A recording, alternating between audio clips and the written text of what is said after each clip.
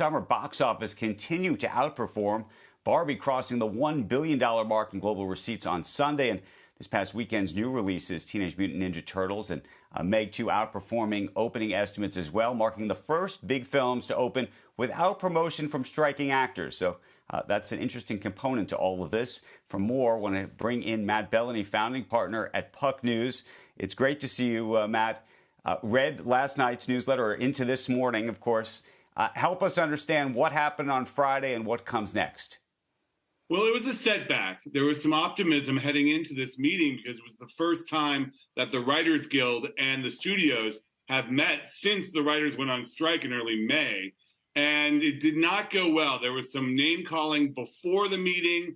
They did meet, but the outcome there was basically we're back to square one. The writers introduced a couple of new asks. They wanted the right to continue to strike with the Screen Actors Guild, which is also on strike, even if they make a deal. They wanted some additional healthcare asks. And they basically said, we are not going to budge on some of the core issues involving residuals, involving the writer's room. They want ads made to the writer's room.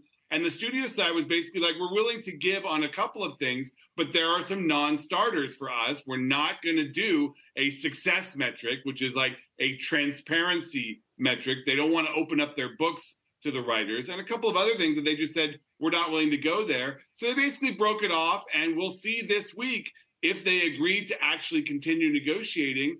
And if not, we could be in for the long haul here.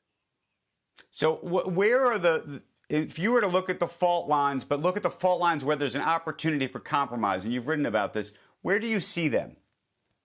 The compromise here, I mean, the money issues are somewhat doable.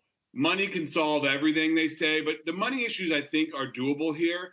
It's these fundamental issues like transparency, where the writers want access to books. They want to see that their shows are making money and that are delivering viewers. And that's something where the streamer components, particularly Netflix, Amazon, Apple, they just don't do that. They don't want to set the precedent of allowing these guilds to see the inner metrics of their companies.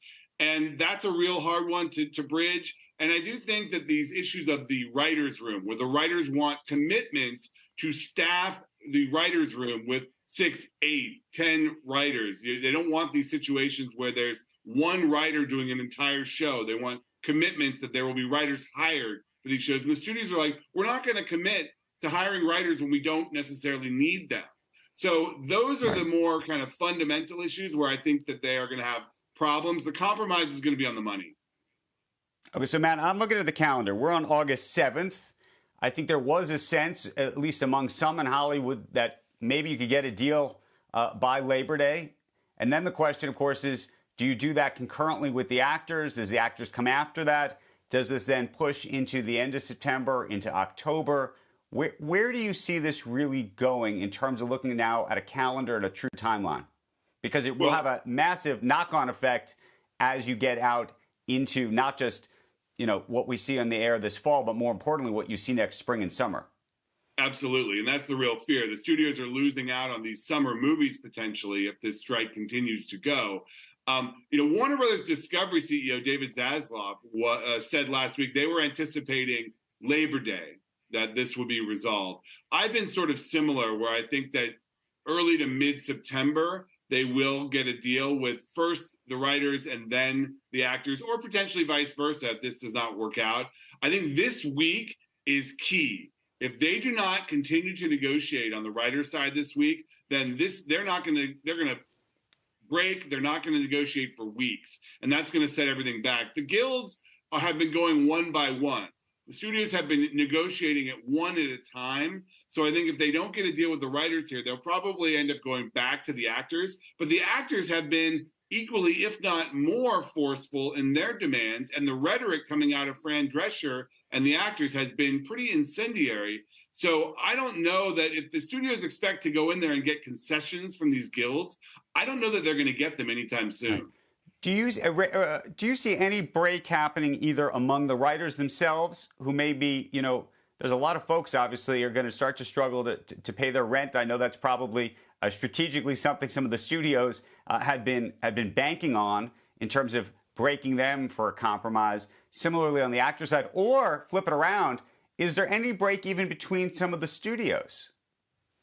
Well, the interesting question there. On the Guild side, there has been remarkable solidarity on the Guild side. This is the first strike of the social media era, and the writers and actors have used social media to galvanize their membership. And there's been this cheerleading effect where they're all in it together. Now, keep in mind that these are very unique unions and that the majority of the memberships don't actually work at a given time. This is not like, auto workers or restaurant workers where everyone is on the same level and they're all fighting for better conditions on the job.